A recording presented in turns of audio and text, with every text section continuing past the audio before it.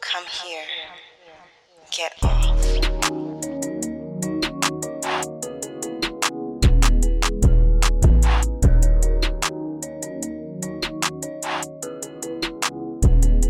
Hey folks, today we are talking to the Incredible Edible Akynos, pronouns whore king, the thine goddess, sex worker.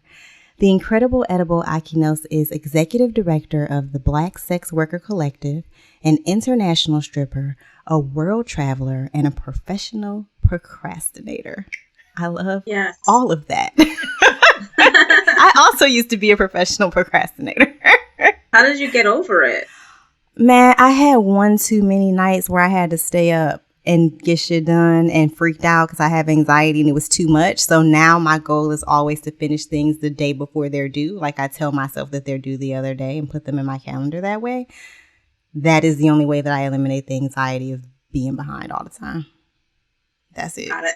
Yeah. But all that to say, thank you for joining us today. Thank you for having me. Yes, we're very excited to have you on the show. So we're just gonna dive right in, Akynos. What did you want to be when you grew up? As a little Akynos, what did you want to be growing up? It depends. When you say little, if you're talking about like 5-year-old me or 16-year-old me. So whatever comes to mind, yeah. Well, 5-year-old me wanted to be a teacher, and my grandma was a seamstress, and so I would always try to teach her rolls of thread. I'd like play teacher with the rolls of thread.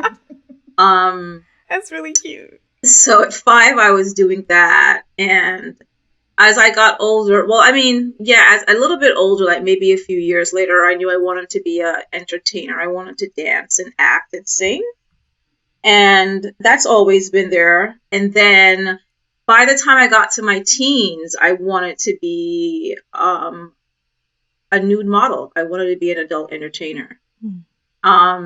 So I'm living all my life dreams right now. Yes. So yeah. How did you get there? Like, how did you make that transition from I'm out here teaching these, these threads, pieces of thread to this is what I want to do? Well, I always wanted to be a dancer, and I went to school across from LaGuardia, the Performing Arts High School. I went to King, and I was in their Performing Arts program. So I've always been dancing. I've always, liked entertainment. And at the time I was growing up in the 90s, like the nude magazines were a big thing, like The Hustler and Playboy and all those were a really big thing. And I was always fascinated by those women on the cover. I always thought they were so beautiful and badass. And I was like, that's exactly what I want to do. And I was going to school like around the corner from the Playboy offices. I was like always dreaming of like going up in there and having a conversation with Hugh Hefner as if he was even there. And, try to get into the magazine. But I was always told I was, basically too short or whatever. But yeah, I'm not even 5 foot.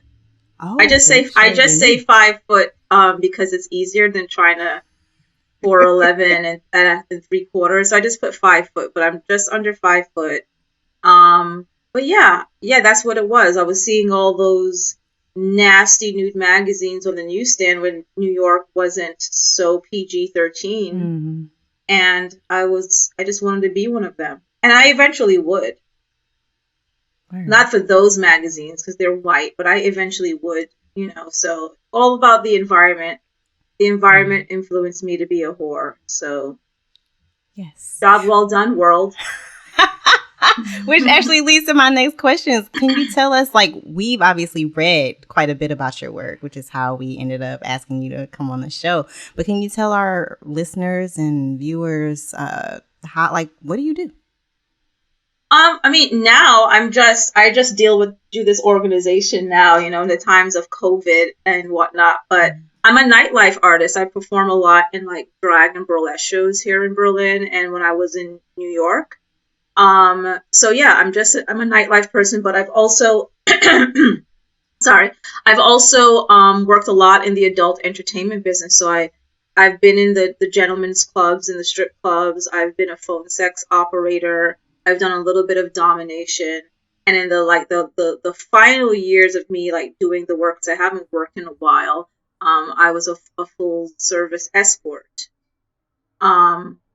Yeah, and I still do some kind of sex work now. Like, I'll take like orders for custom photos and things like that. But I haven't seen anybody in person in a while, because this, when you're doing the organizing, the sex worker rights organizing, it takes up a lot of time.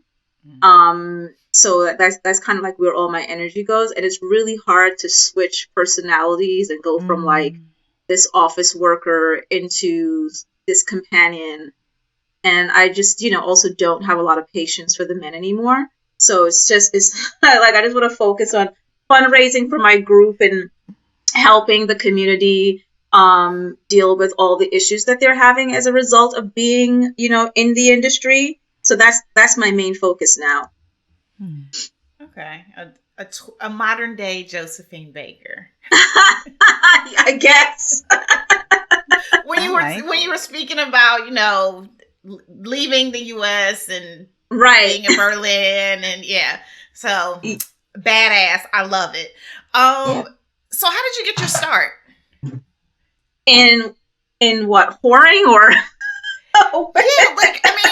I think that is so interesting, because we've talked to a few people, and I think I feel this way about like seeing sex workers. I always saw them as like, wow, they're badass, they're beautiful, like they command a room, they're comfortable enough to show it off and that kind of thing. But I was always, the little weird kid from the Midwest who kept thinking about what her granny was saying in her ear and never took it there. But how'd you do it? How did I get my start? Poverty. A lot of stories begin that way. I wanted to just have a regular job, and I, for a long time I was also in office work, and I had like a degree in computer science, and I was like studying like administrative stuff as well, like how to be a executive secretary, things like that. So anyway, I wanted to, but for a whole bunch of different reasons, I couldn't like get my paperwork. It's a long, tumultuous story to like get a job, like the summer youth stuff. Long story. And eventually, like one of the easiest things for me to get into was just to walk into a strip club. So someone had approached me when I was about 17 about going into the strip club and becoming a dancer. So that was it. I just met some random dude in a train station that was like, "Are you a dancer?" And I was like, "Yeah, I am." But I really meant I was a dancer because I was studying dance in school. And then he's like, "Oh, you can come to this club." And like it took like 10 years for me to realize that when he was bringing me into the club to like dance, I was thinking it was more like burlesque, like Josephine and whatnot. And it took 10 years. I'm so slow for me to realize that's what I thought I was walking into, but I walked into a fucking gentleman's club in the Bronx. You're like, where are the feathers? Where are the right? Yeah, I was bananas. But when I walked into the club, I think like maybe one of my first nights, there was a featured dancer on stage, and I was like, yeah, I want to be her. That's what I thought it was all about, but it wasn't. It was like string bikinis and a very specific kind of dance, exotic dance. So yeah, that's how it happened. Somebody just randomly approached me and brought me into a club. So basically I was trafficked because I was 17 at the time, and this guy was at least somewhere in his mid-20s. So I was trafficked. I say that jokingly. So I was trafficked into the strip club, and then it's kind of a slow progression from there. So, you're in the club, then these guys are coming in the club, and they've got different connections, and they're like, "So do you want to post for a pictures? Do you want to do a dance video?" And it's like, yeah, they're paying good money. So yeah, so then you do that. And then I would have bouts of where I would like go back into office work. And that wasn't working out because, when you're trying to do conventional employment, because it's so built around patriarchy and just the male, the male idea of, what it means to be human. There's not a lot of room for parents, especially when they're women. So they kind of force you to either like completely drop working altogether or do something that's going to allow you more flexibility.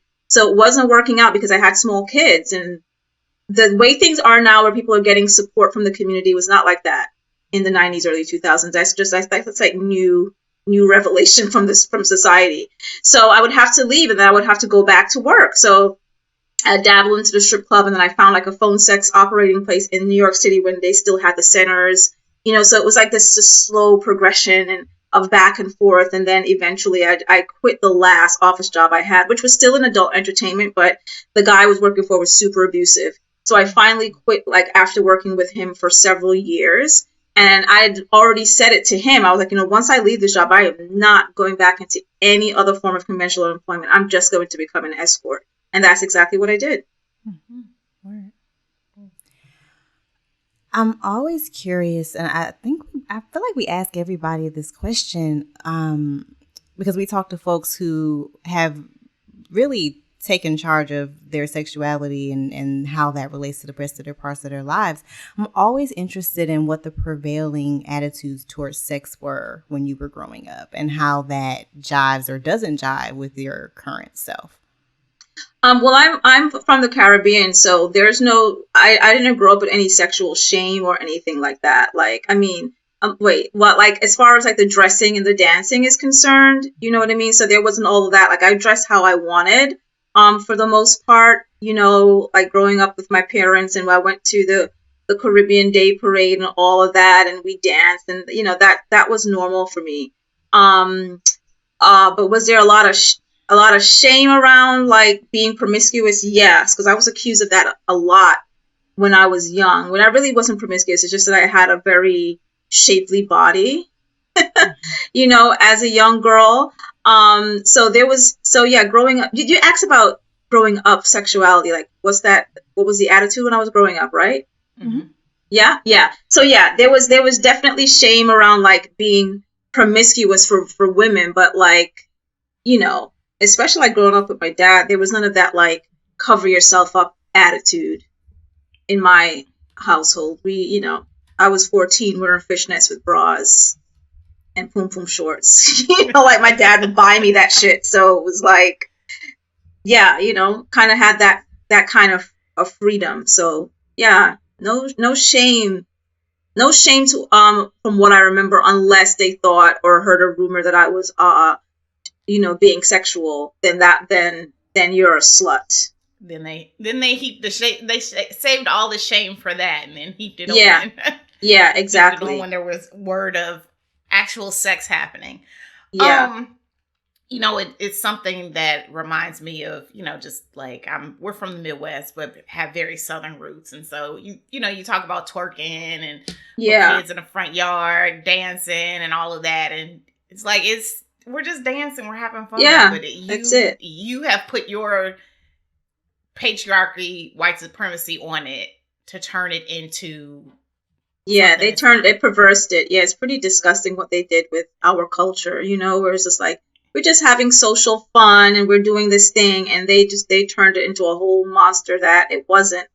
And that's that's what's so disappointing about that. It's like, it ruined everything. It was so much fun until they came into the room. You ruined all the fun. Yeah. Okay, so you walked us through the different chapters of what you do. So you were doing dancing. I graduated. I graduated to a whore. And now you're like mommy whore, and you have this Black sex work collective. Why does that freak you out? Because I got one of my BSWC members. She's like, mother, and I'm like, girl, no, the fuck, I'm like your big sister. Okay, so you have all your little chickadees that you're taking care of, and I want to know, what's your favorite part about what you do, and what you do, meaning now with the Black Sex Work Collective. Yeah, I really like giving people money. It's very rewarding. It feels really good to be able to support people, because when I was, growing up and in the sex work game, I was super young and there was not a lot of support. So it brings me a lot of joy to be able to support people, even if it's just like a small something here and there, and not put them through all the fucking red tape that that they typically would go through trying to get money, especially like from the government, you know? So yeah, it's really rewarding being able to help folks. I want to back up a little bit. Oh, sorry, I know. No, because you're probably going to where I am. Yeah, okay. How did you get started? Like, how did you come to say, you know what, I'm going to do this with the Black Sex Worker Collective, and tell us exactly what you do there? I mean, it kind of helps to be an entrepreneur because I've always been that. But I started organizing, I don't even know what year, it was in the early 2000s. So at least a decade I've been organizing. And I started organizing with like one of the major sex worker orgs in New York, SWAP, Sex Worker Outreach Project. And basically I was really, when because they have different chapters, you know, in different parts of the country.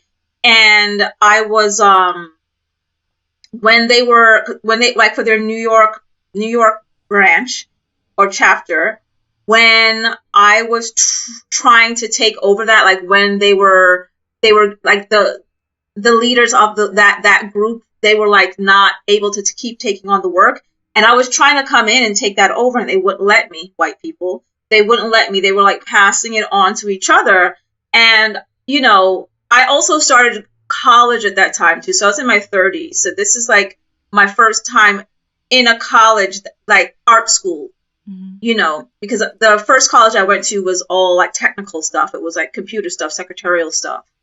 So I finally went into a art school, a progressive learning environment, and that's kind of where I kind of started discovering myself and learning the truth about my reality. I was like, that's what I was experiencing, racism, and it's because I'm a woman and all that shit. So like that's when I started waking up. So that I started thinking about all the stuff that I went through as a single parent, as a Black woman, in the industry. And I was like, there's got to be more people like me out there that really could use some help. So then I started developing the idea to start this collective.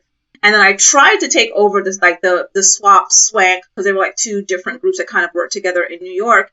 And they were just like, no, we're just going to give it to this person. It's like, okay. And this is like volunteer. It's like, okay, then, bitch.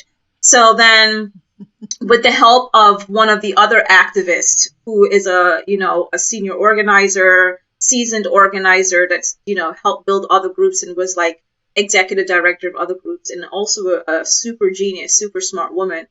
With her help, that's when I developed the Black Sex Worker Collective, because I was talking about it for a while. And there were a couple of moments where I was like, oh, this will be a good time to start. This will be a good time to start. And then Sesta Pasta happened. I was like, it's either now or never. Yeah. So that's how that happened. Right. Okay. So, you mentioned you like giving people money. And the first thing that came to mind was how now during COVID, there are all these programs to help people out. And the one thing that I do like about the DC area is that they recognize that there are a lot of gig workers. There are a lot of people with unconventional ways of making income. And so they may not necessarily be able to, produce the last 3 years of taxes and that kind of thing. So how has COVID affected what you're doing, the work that you're doing now in the collective? If anything, it's helped it. It affected it in a good way, because unfortunately the best way to get help and attention to a lot of issues for marginalized people is when it's a tragedy. Mm-hmm. So thank you, COVID. Thank you. That's all I can say. It's like, it's helped us get grants. It's kind of helping us build infrastructure. It's helping people donate, Mm-hmm. Right now it's a little bit quiet because unfortunately some Black person has to die before they're like, oh, let's give some more money to these Black-led groups. Like, it's super quiet. We just got a big donation from another sex worker group, which is fantastic. But overall, it's been kind of, because people are getting vaccines now. They don't give a fuck. They just the world is great. So until the next big tragedy happens, It's sad, but unfortunately, that's how it happens, which I don't get. But we're gonna work on I'm gonna have the group just like kind of work on just trying to get people to just do without there having to be like this real reckless ass situation to happen. But so it's actually been pretty good for us because that's the only time people really care. Yeah. Unfortunately. So what's the most challenging thing about what you do? About organizing. Getting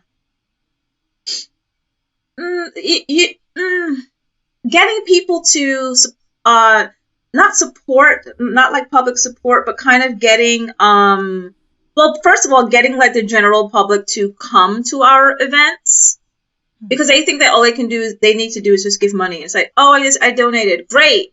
But can you come and listen to us? Because a lot of the issues that we're having is really societal issues. It's a microcosm of what is going on out there in the world, right? So they give money and they think that's where it stops, and that shouldn't be. So we need more than sex workers coming to, like when we have webinars and different events, it really should be more of the general public coming in to listen and to support in that way and to help us organize. So that's a really, really big challenge because so many people think that sex worker issues are isolated from what's going on in their life. And it's like, it could be nothing further from the truth, you know? So trying to get people to understand that connection with sex work. I don't know what's people's issues with sex, but when they see that, they just automatically think it's something separate. So you can't, they're distant and they're not making a connection, and they might give money because they feel bad, but they don't realize that they also need to show up to these events, listen, and then implement some of our strategies into just the regular world. Yeah, because folks don't really truly realize that all of our liberation is linked, right? Folks it's crazy. Are so used to being other and other people just happens, and we just fucking keep moving. Yeah, that's the problem. So they trying to get people to recognize that link. Like it's rooted here. Like, come on, like, you know, you can't be fighting for labor rights and think like sex workers is not in that argument. You can't fight for immigration and think sex workers are not in that argument. You can't fight for Black liberation and think sex workers is like, it's just fucking crazy. Like, it's like, how do we get this message out? You know, it's like that's the most like having you on the show. Yes, exactly. Yeah. Trying to get that message out. So I'm trying to put some artists together. They don't draw. I have a lot of imagination, but I'm trying to like work with some visual artists to put a campaign out for May Day, to try to just, you know, kind of link these issues together because people are just they're not really getting it. Mm-hmm. Wow. So we asked you on the show, well, in large part to talk about what we were just talking about, but also because last week we read a book called Fans Only, and it featured a Black woman who does sex work. And I don't know if you read the book, but more broadly, whatever. I'm looking it up. Although it is a fantastic book, and we had a really great conversation around it last week. But what it makes me wonder while we have you is, like, what are your thoughts on the ways that Black women who do sex work are portrayed in media, books, TV, movies, all of that? So, it's getting better. Okay, so there's a lot of what I think is good representations of Black women sex workers in media right now. I liked what Queen Sugar had done with us. When they portrayed that sex worker in one of the seasons, I think she got raped by one of the main characters' husbands or something like that happened. Oh, in the first, I only made it, I ain't even finished the first season, but yes, that was in the first season. So they handled that really well. Mm-hmm. Then there's a show called, The Damnation on Netflix right now, where they have a Black sex worker and they're handling her really well. Right. She's not like victim. You know, she is falling in love with a client, which I don't recommend that shit. But it does happen. Sex workers do marry their clients. Then you have, oh my God, what is that fucking actor's name from Son of Anarchy? He played in a show where he was, I think, was he a minister or something? I can't remember the name of the show. I'll look it up and tell you in a minute. But there's a Black sex worker on there. Actually, I just posted her to the BSWC page. I need to go look that shit up. But they portrayed her really well up there. She was, she didn't tolerate his shit. She had her rules. She stood her ground, So they're doing a lot better now with sex workers in media, which I'm really excited about, especially the black sex workers. The stuff that I'm seeing now is really progressive. And there's none of that, she got trafficked or she got beat up or she, comes from this fucked up background. They're doing I can't really hate on it right now. I also feel like, I can't remember it because I haven't watched it in a while. I also feel like Harlots, that series on Hulu, has done a good job. I think they have one black sex worker in there. I'm really happy with what they're doing in the past several years with black sex workers in mainstream entertainment. But the past portrayals have been depicting us as like drug addicts with broken homes, whatever the fuck that shit is. They put so much, God, this country, America, puts so much emphasis on men's existence. I can't. But they would portray us a lot from like these broken homes or drug addicts, or we were forced. And look, that could happen in any industry, right? And drug addicts are not just limited to being in sex work. Like, there's so many people that are like functioning Wall Street. I have walked into offices of VPs at magazines and caught them wiping off their noses. So yeah, they, that's not a result of the industry, So it's very good that sex workers are like really just, we've been speaking out for a long time and it's finally building some traction. So yeah, so those like shit narratives, like they exist. It's real. There are drug addicts. There are, people that come from abuse homes, women particularly, but like, how many women that haven't been sexually violated by somebody, so so that narrative is changing. So there it's, I'm really happy that they're giving a different perspective.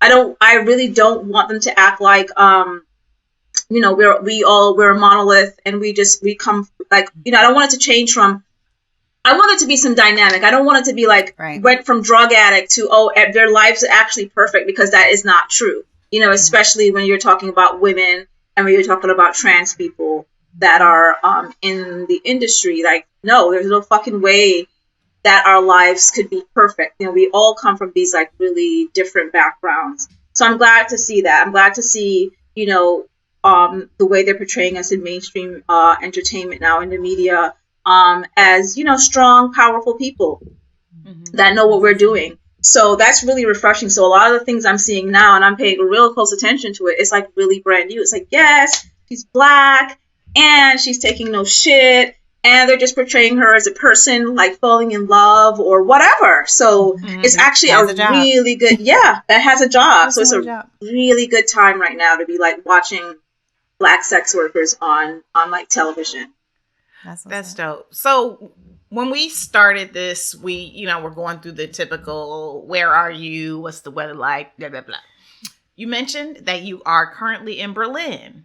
How did you end up there? And how the hell you end up from, homegirl from around the way into, in Berlin? Berlin, the city of all seasons, one day. Seriously, it's bright, shining earlier. Then, I woke up to rain. Then sunshine, then hail. Now it's calmed down again. It looks pretty decent out there. I might be able to go for a fucking walk. It's like the city's so weird. But that, in winter it's fucking winter. It's dark, it's gloomy. But when it starts going into spring and summer, maybe it changes. It's just like, I'm gonna give you all the seasons, all the seasons. So the long story is that I travel a lot. I'm a world traveler, right? So like, it's particularly in 2019 when I left. This is 2021. So yes, 2019. No, when the fuck did I leave New York? I've been here almost 2 years. So 2020, top of 2020, I left New York. So Sesta Fossa had a lot to do with that. So I was working as a housekeeper. I stopped really sex working because it just, again, I told y'all earlier, trying to switch from one personality to another. I don't have the capacity for that. Those people that can tap into all those personalities in the same day or same week are amazing. I can't. It's just too much. So I was working as a housekeeper since like 2015. And Sesta Fosta happened. I was housing insecure. Then Sesta Fosta happened. And when you're an independent worker, when you're an entrepreneur, like sometimes you could be working a lot. Sometimes you just ain't getting no goddamn money. Mm-hmm. So when the Sesta Fosta thing happened, that now limited my options of what I could do to get money, like in case, I was having a slow month. For the most part, I probably never really had a slow month as a housekeeper, but sometimes there would be breaks, in between. So it kind of just fucked with me. I'm just like, okay, so if I need to make ends meet by seeing a client, now I have, because they took down Backpage, now I have no place to go, because all the other sites that people were posting on never bought me any clients. They just never did, or they were too expensive to post on, like the Eros.com, which was a big thing at that time. And they, you could spend hundreds of dollars trying to get one client off that site, like at least in my experience. So like, okay, this is not going to fucking work out. And then I had a big falling out with a client, my main client, because I was making probably most of my money with this one housekeeping client, not a sex work client. He was a housekeeping client. Big falling out, some racist bullshit. And I was like, all right, America's wilding. They got this fucking new legislation and they just turned this bill into law. They're trying to conflate our work with trafficking. They took down our major site because Backpage at that time, if you weren't making money from Backpage, you just were not making any money. I don't give a fuck none of them hoes said. Like the major, like the big, like what's the term I could use for them? The elite sites like Eros at that time, like unless Backpage was bringing you money, Eros wasn't gonna bring your ass in no money either. So it's just like Backpage was like it and kind of the marker. Like if Backpage was busy and you were getting money on Backpage, you could make money on all the other sites. So that's just how it was. So it's like, okay, Backpage is now gone. All these other sites are bullshit. I got my house cleaning, which is great, but sometimes it slows down and I need to be able to pay my bills on time. And now this client just fucked me over. I was like, yo, fuck this. And I was pregnant at the time. I was like, yo, you know what? I did the barefoot pregnant broke bitch. I ain't doing that shit no more. So I had to get an abortion. I had to get an abortion, which I don't care. I've had like 8. I don't give a fuck. You do what you gotta do. So I had to get an abortion and I was like, yo, I'm getting the fuck out of this city. I'm just gonna go travel the world and I'm gonna figure out which city is gonna take me. At this point, I had been to Berlin twice already. I'd come here for a festival one year. And another year I came here to visit because I was in like the Netherlands for a conference and the people were the conference was buying me a plane ticket. So I was like, can you just send me into Berlin? And they did. So I got like free flight into the Netherlands, into Berlin, then back to New York. I was like, yes, I went to Berlin on vacation, Mm-hmm. So I did that, and then I knew a lot of Americans here. There's a lot of American artists here. They call them expats. I call them fucking immigrants. Fucking Americans love calling themselves fancy shit. You're a fucking immigrant, bitch. Please just fucking stop it. There's a lot of American immigrants here that are artists. So this was the one city, not the only one, because there's also Australia, parts of Australia where I was connected to. New Zealand had good options for me, and in Canada, parts of Canada. So, but Berlin, I was like, okay, I know a lot of people here, and it was one of the easiest places for me to get my visa next to Hong Kong. Hong Kong was the other place I was like, I could easily get into Hong Kong if I wanted to, because Canada was a bitch. New Zealand was also easy, but New Zealand is kind of like, the shows are like sporadic. Mm-hmm. So Berlin was it. Berlin was just like, hey girl, you said you want to come here. Come. And that's how it happened. So I'd come here twice. And then by the third visit, like when I was on my world tour, like I went literally all around the world and I landed back in Berlin and I was like, all right, this is it. And everything just like aligned. So like, unlike most people that come here right away, they can never get their own apartment. And I got that shit within 3 months. Like it takes people years to find housing here. And I got it in 3 months. So why is that? This city is wild. Like the housing situation here is out of control. Everybody wants to be in city center. You go to apartment viewings and there'll literally be thousands of people looking at one fucking apartment because here they've got housing laws, number one. You got some places where the rent is still like how it was 10, 20 years ago. And some of it is inclusive. So some people will have an apartment that's like €500 a month or 800 if you want to get really high, and everything is included like it's warm. They got the cold rent, which is like the base rent, and then the warm rent, which is like including like maybe your utilities and everything. So people are fighting for that. Like you would not believe. There was a big story, I think, last year where maybe like 800 people showed up to one apartment viewer because the rent was like €400. All inclusive. So like 800 fucking people showed up to that shit. The city is just like, everyone wants to be here now. Everyone is looking for affordable housing. A lot of us are artists or other independent workers.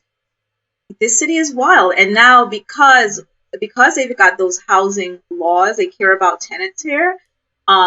They lowered a lot of people's rents through, I don't know how to say the German word, but I'll just try to explain it. They lowered a lot of people's rents, like mine went down like $200 because they're in war. Like the city's trying to like figure out what to do with the rent with the landlords. So the landlords are pissed the fuck off, and they've taken a lot of their apartments off the market because they're just like, I'd rather not have the apartment on the market than have it for cheap, right? So so a lot of apartments are not on the market right now. So people are fighting so fucking hard to get an apartment, but that's their fucking problem. Because if they want to be in that fancy ass midtown, they come where the fuck I'm at, which is in the middle of no goddamn where, but I'm still right by the train. Maybe your ass would have a fucking apartment too, you fancy bitch. So that's what, that's how I got lucky. I'm the same way as I was in New York. Everybody wanted to be in Midtown, which is great, or they want to be like in the city next to the train, fantastic. But I was in East New York, Brooklyn, because I had like a 2.5 bedroom duplex. Yeah.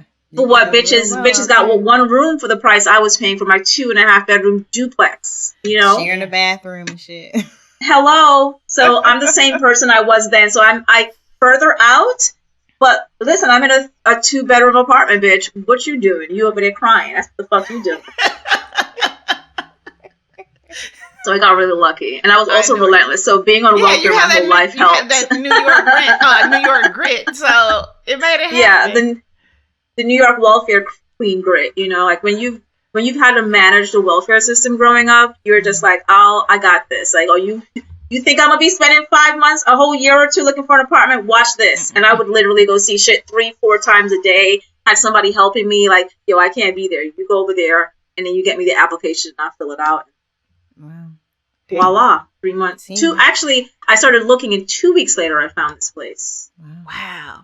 See, and also I feel like when you're moving in the way that you're supposed to be, things fall into place. Things fall into place. So it was like, it was meant to be. So I'm like, hey, yeah. And people are like, when are you coming back? I'm like, I'm not, bitch. I'm not. I got a whole ass 2-bedroom fucking apartment. One room's a closet. What are you talking about? I'm not fucking coming back there. So she knows how she wants to be treated. I love it. I love it. Exactly. So back to the book. In the book. Right, only fans. Yeah, in fans only. But in the fans book, only. In the book, there were 2 characters that went on this OnlyFans trip and journey, and the relationship between the 2 of them suffered partly because of their decision to do this, and it makes me want to ask you, how has the work you have done and the work you do affect your relationships? And vice versa, right? How do your relationships impact your work, if at all? Yeah. Ooh, that's a really good question. So, I probably didn't read it how Kenrya wrote it. Yeah. No, she has, and vice versa. My bad. Yeah. Well, those are 2 very important questions. So I'll start with the last part. So the work, for me, it's really, because I told you, it's kind of hard for me to play multiple personalities. So when I was dating, it made it really hard for me to work, which is why I don't like dating when I'm working, because I just want to be all up into my relationship. And one of my friends accuse me of, like, she's like, this is not meant for you because when you get into a relationship, you don't want to work anymore. And it's like, bitch, I'm actually a human being. And I don't know about y'all, but I don't know, like, if you've ever, you've been at your job and then you get into a new relationship, how much time you want to spend with your new partner. That's just how it is. So I would want to just be loving up on my partner, and I just, I'm totally monogamous, so I just want to give all that energy and that love to that person. So it would really impact me wanting to work because I just wanted to be a girlfriend. On the flip side of that is that a lot of people they can't handle it. They don't understand that the work sex is work sex. That shit is like a therapist seeing her clients all day and being super intimate with her clients and then going home and then having to give her family a different kind of energy. So people can't understand that they put so much on sex. So yeah, it makes it very difficult. It's not the easiest thing to do unless your partner is super open. And unfortunately, unless you're dealing with somebody that's like into, that's like poly or whatever, as a monogamous person, I'm not going to get that. So I made a vow, basically. Right now, even though I'm not working, I'm like, I'm not dating anybody. Most of these niggas ain't worth it anyway. So they can go fucking kick rocks. So like, unless they're paying me, I'm not dating anybody. But it's really difficult on both ends of that because people just don't.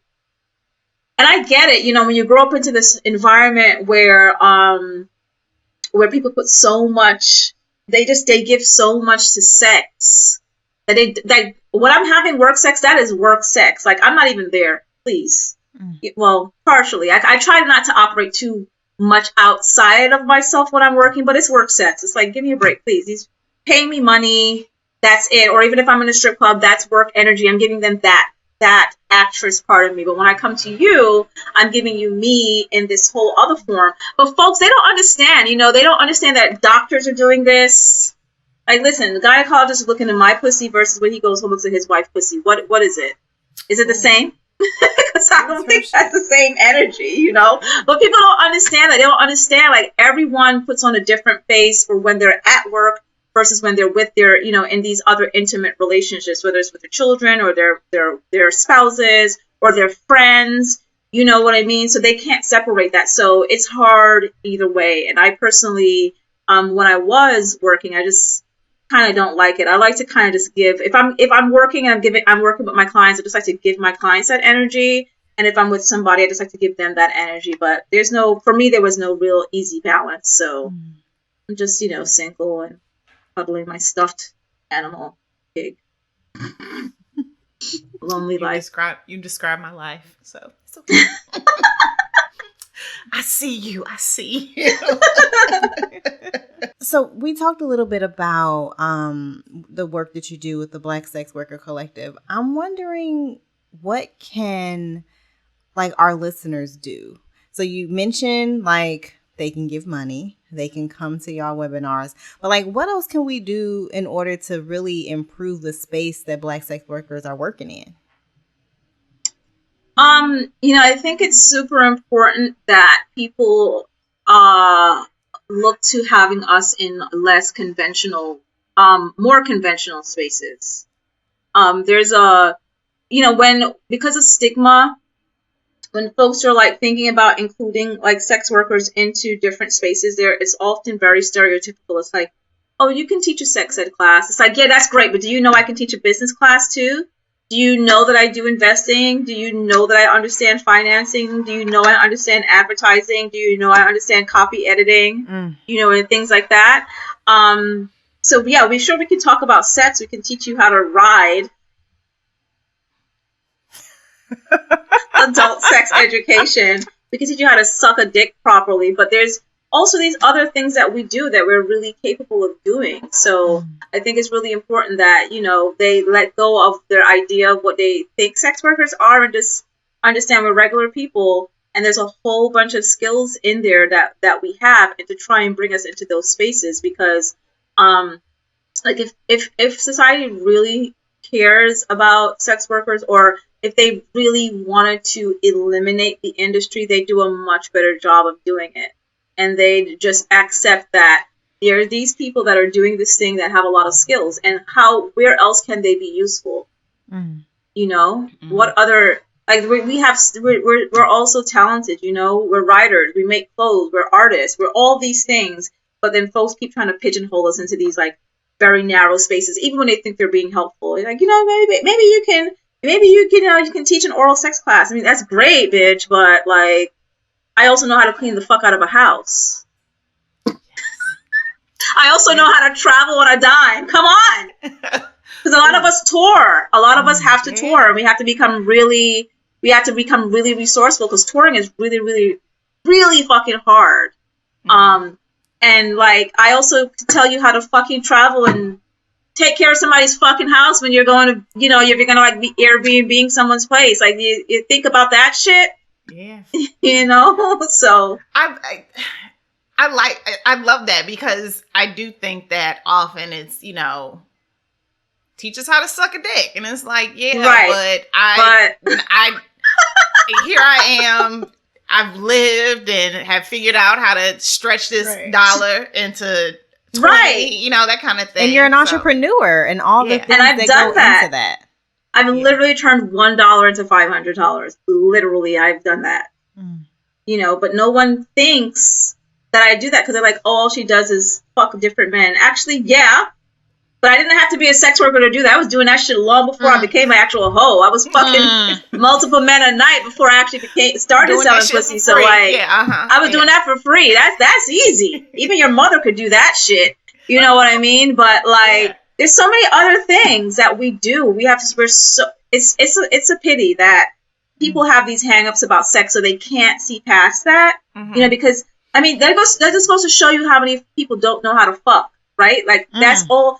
They think that sex is just this thing, and it's about, like, getting off, and they don't think it's all these other things. You know, it's how you smell, it's how you walk, it's your energy, it's how you interact with people. It's, you know, they so fucking stupid. That's why so many women ain't coming. Motherfuckers don't know what they doing.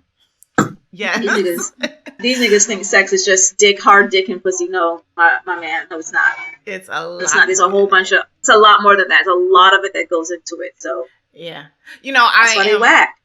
I'm a sex educator, and I really pride myself on, like, removing the other person from the situation and, like, focusing on yourself. Like, let's pleasure ourselves, and then because at that point, when somebody show up, they're just there for the ride. I mean, you know, like, I know what I'm doing. You can join us or not.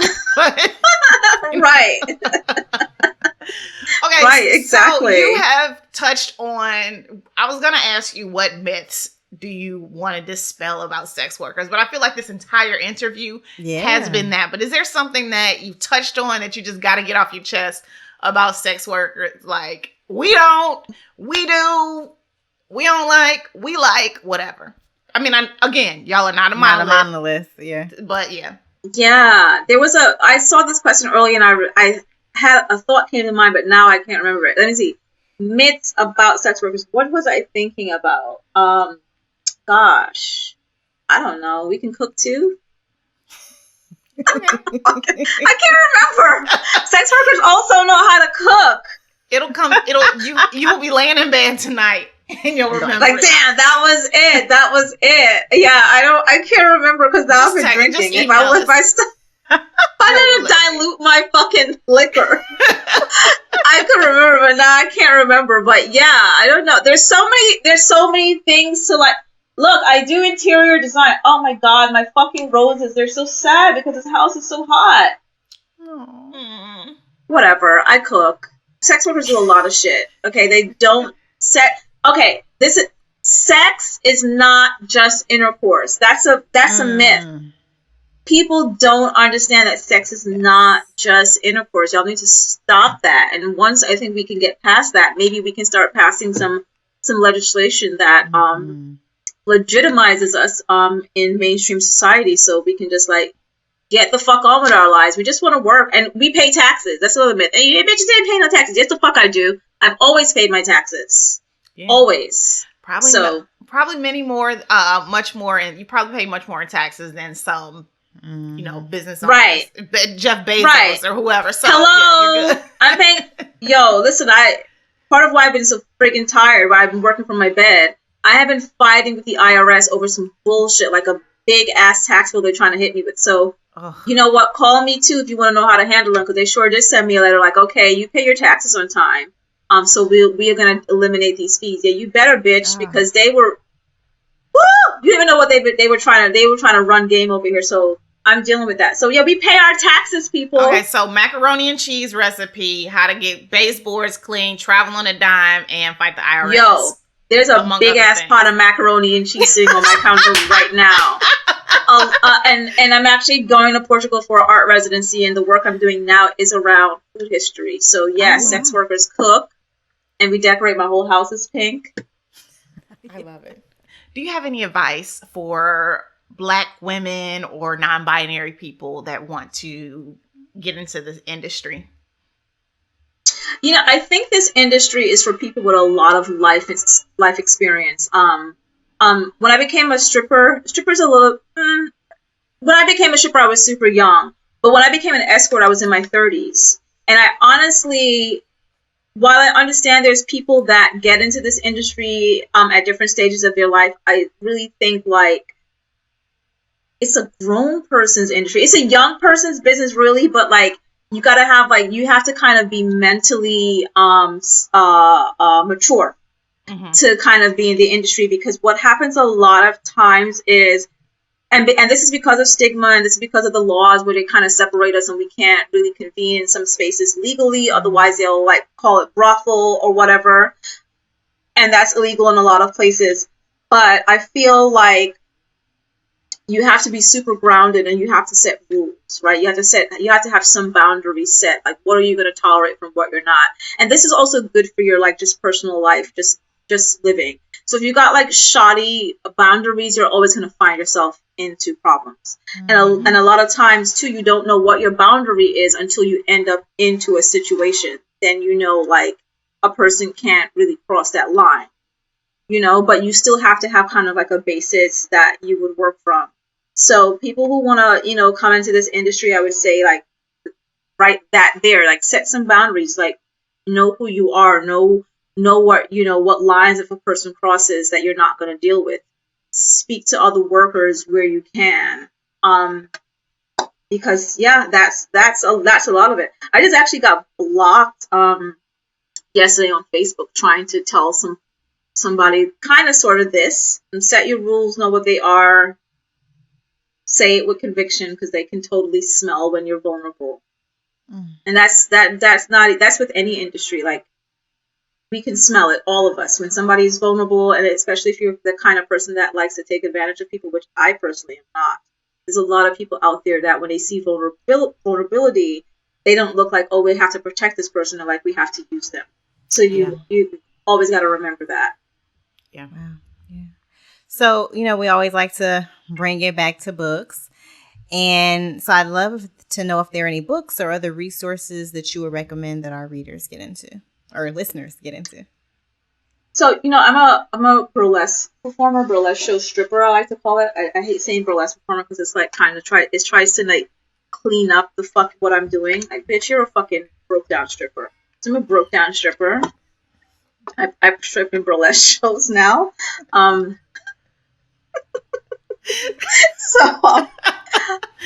what I try to do in my class, because I work from a kind of an oral history standpoint, and I try to make the connection that people are always oh, let's go to these performance books, and it's that's fucking great, bitch, but really what you need to do is you need to study race, class, and all of that, because it's still pertaining to the same industry. And the work that I've done, thank God, got out of college, finally finished, but I do my presentation this summer. A lot of the intersectional work that I've done is about Black history, basically. So a lot of racial history, class, and things like that. So you can go ahead and read all the whole books you want, but you also need to read some shit about Black bodies. So one of the books that I like, which I didn't finish, don't judge me, I don't finish reading shit, because I I like the social media. I like to learn from social media. But one of the books I really love is, let me take these goddamn stickers off, is this book here. This is Fearing the Black Body by Sabrina Springs, which I've got a lot of like little things here. It's a really good book to talk about like where fat phobia comes from, you know, and she talks about a lot of like race science in one of the chapters. And I think it's super important, like no matter what work you're getting into, especially if you're getting into entertainment, and you know, unfortunately, to some people's surprise, sex work is entertainment industry. It's the adult industry. It kind of like brings some insight into your work, into why, as Black women that look a certain way, why you're gonna have to charge less, why you're gonna feel compelled to charge less, because this is why this is happening. It kind of gives you a more in-depth understanding. And another book that I partially read is The Delectable Negro, which I don't remember the author's name, but it, you know, talks a lot about the racial violence of white people and how they literally would consume Black flesh, and just kinds of, you know, just give you some insight into your oppressors, and probably makes you feel more compelled as a Black entertainer to take their money, because if they could, at one point they will eat your ass after they fry your ass. So those are my two books that I swear to God I'm going to finish reading before the summer ends. And then my other book that I didn't finish reading is The Second Sex by Simone de Beauvoir, Simone the Beaver, basically. And that's really what it is. And it's a big ass 800-page book that a friend loaned me a while ago. And she's like, "Can I get my book back?" I'm like, "No, I'm still reading it." She's like, "What page are you on?" I'm like, 1. I'm done yet, bitch. Calm down. You're not gonna read this shit. But 1 is after like the Roman numerals, so you at least a few pages in, right? Technically. Bitch, you're not reading this shit. I'm taking care of it, sitting in that corner, catching dust, and it's beautiful. No one's touched it. It's great. But I did have to read like the opening chapter for something I was doing, and basically she kind of breaks down why you just shouldn't call women females, which I fucking despise with a fiery burning passion. And I don't use it at all. Like wherever female should go, I just say woman, period. You know, but she kind of really breaks that down into a way that you could really understand. And one day I will finish reading that 800-page book. One day. It ain't gonna be today though. I literally buy books nonstop, and I know. And I'm like, I'm trying to order more books. I know, but you're not gonna read them. Stop. I wrote down your books. I'm going to order them, and you ain't gonna read them shit. Just those one chapter behind me are gonna suck their teeth when I bring like you guys have new friends. They're gonna be like, this bitch. I read a lot of nonfiction books, but I want to like really get into the Octavia Butler and some other books I saw, but they gonna sit there forever because I really love my nonfiction. But I swear to God, I'm gonna finish reading these books. I swear. One day. Well, it's we won't tell nobody. It's just between us and a few other friends. Okay, so what is turning you on today? Food. Yes. I love food. I love food. I'm trying to get better with my cooking. I did a food event here last September, which went over really well because the food here in Germany is trash. You got to go through so much hell to find your seasonings. I like ordering seasonings from the UK. I'm waiting on an order to come right now. There's a bunch of hating ass bitches on my Facebook timeline because I ordered a Jamaican black cake, rum cake from London, and they're like, "Bitch, you ain't never gonna get it." I'm like, "Whatever, bitch. I just had a dream about eating that fucking cake today, bitch, and I'm gonna be eating that shit on camera in your fucking face because they're like, it's gonna come next year. Whatever, bitch. My cake's gonna be here next year. And I'm gonna eat it. And I'm gonna eat that whole fucking cake on camera right in front of y'all face. So I really like food. It's, you know, it's why I'm so thick now. And I'm trying to like kind of trim down a bit.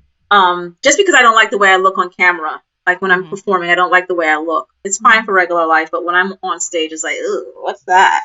But I do get turned on a lot by food. I love, I don't like the act of cooking, but I do like the act of eating. I do cook.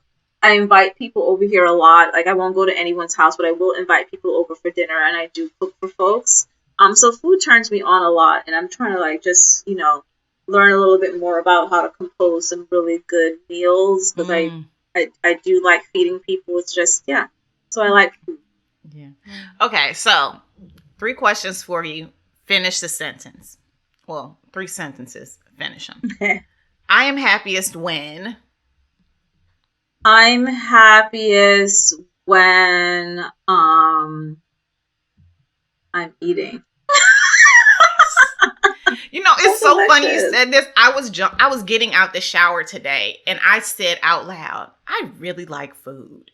So I don't know good. where it came from. I was just like so drawing up good. like, I like food. So, yeah. Yeah, it might be an emotional issue, but I don't give a fuck. It's delicious. Yeah. I mean, everybody Especially got a some vice. good African. Oh my god, I love African food. Yeah. You know, I saw this tweet and it was like, you know how everybody's like doing the African ancestry and all that. And they were like, you know what? We just need to give everyone jollof rice from a bunch of different countries, and whichever they like most is That's their where people from. That's where your Is people that where they from? Exactly. Yeah. I think I'm. I might be. I'm Jamaican, so we're probably Ghanaian. So I think we're definitely. Even though Ancestry is on some bullshit, and they were like, "You're," because my first test was like, basically, I'm Cameroonian and from Benin, and then they did it again. They revamped it and was like, "I'm from Nigeria." I was like, "No, I'm not."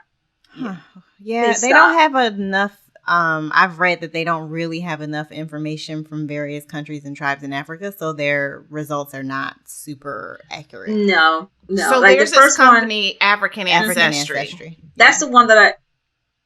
Is that the one I used? No, I didn't use African Ancestry. Go ahead. Okay. Sorry. Yeah, no, I really like African Ancestry. I haven't done it, but I'm going to order it. I'm just so worried about privacy issues. Well, so okay, so they this is say that they destroy it. They taking your after, DNA. but I just and they're like you don't have to even put your real name to it. They destroy it once they get the information. Really? So That's that what they makes me doing? a little more. That makes me a little more. But yeah, I'm afraid I'll be walking down the street and see like a baby Erica, and then I'm gonna have to like snatch her up and be like, "I'm gonna raise you because you need to," So. Well, even beyond cloning, although that's a big one, these other companies have been supplying information to the government, and they use that to arrest people's family members. Girl, the way based my on- family situation set up, I'd be half of Cleveland will be in fucking jail. Which is why. What's that? What was it? The Minority Report with Tom Cruise, where they just were like looking into You're the gonna fucking do this. future It's your crime. arresting their ass. It's coming to that. Yeah, but I mean, I already gave my spit, so it's like whatever. It's out there now. Yeah. Okay. It's out there now.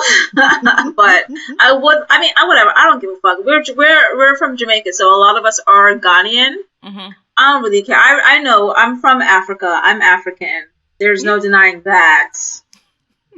Especially when you see these coils, you're like, yeah, bitch, yeah. Same. They bleached out, but they there. Okay. So I need to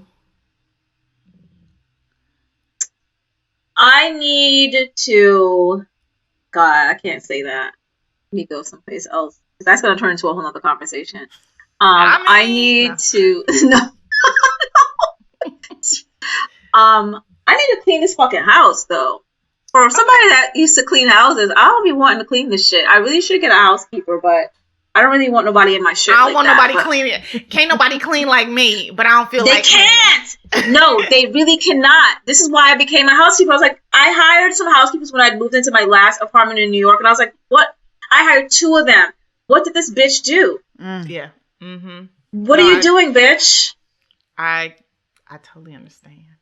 And then all these bitches said they could clean a house in 2 hours. No, you can't. It's at least a half day. You ain't cleaning you right. can wipe down. You can wipe down the table in 2 hours, but you ain't cleaning this shit for real, like, pal. So yeah. And so Kenrya, she is a. Let me not wait. The way it was gonna come out was that Kenrya don't use bleach. Yes, she is. She will get down with some old fashioned bleach. But I believe if your eyes ain't stinging and you ain't cleaning. See, I got asthma, and I got a limit to what I can do. Kira's like, can you open a window in here? I'm like, but we smell all the different chemicals. I got into a debate about this with a friend. He was like, but that's how some people think the place is clean. I was like, well, then they can fucking hire somebody else. I'm not fucking doing it. I'm not using bleach. You could use hydrogen peroxide, but it will burn the fuck out of you if you don't handle it properly. But also you shouldn't really let the stuff sit there to where you need bleach. That's why you're supposed to clean regularly. Yeah. So you can easily get that shit off with some soap and water and some other kind of disinfecting products. They don't have a lot of access to bleach here. It's very difficult to get bleach in Germany. Yeah, it's really difficult. They're fucking weird as fuck here. They even tried to sue me, but they sent me a letter like, oh, you try to get Vicks Vapor Rub sent into this country. You could face up to $1,000 in fines, but we'll let you slide because we think you didn't know. Yeah, they fucking crazy over here. So like, they ain't getting no bleach. Yes, girl, camphor and fucking menthol. Like, what else is you supposed to put on your chest when you sick? Yeah, like, and what you supposed to put on your lips when you ask? You better use some fucking essential oils out this bitch because somebody tried to send me some and they were like, they destroyed it. Really, bitch? You destroyed my fucking Vicks? So that happens. Wow. So it's kind of, I have seen bleach here, but it's not easy.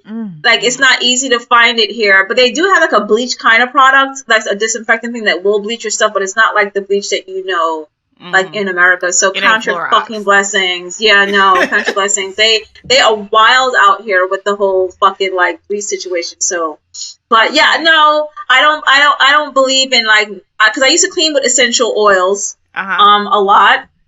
I would use bleach, but that's because if I went to somebody's house that was really, and niggas is nasty. Not niggas, wiggers. Wiggers is extra disgusting. I walked into some places like, just throw the whole fucking bleach, all the bleach that exists, just throw all of it in this bitch because I'm gonna be in here fucking the rest of my life cleaning this shit. Okay. All right. Last one. I like it when. I like it when I have access to money, easy access to money. Same. Because I can do so much. There's so much confidence. I don't give a shit about nothing. Like, whatever, bitch. I got money in my bank account. Are you mad? It's too bad. I got money in my bank account. Well, and speaking of money, you are giving our listeners a special gift, right? They can get a discount on Black Sex Worker Collective merch if they use the code Juneteenth.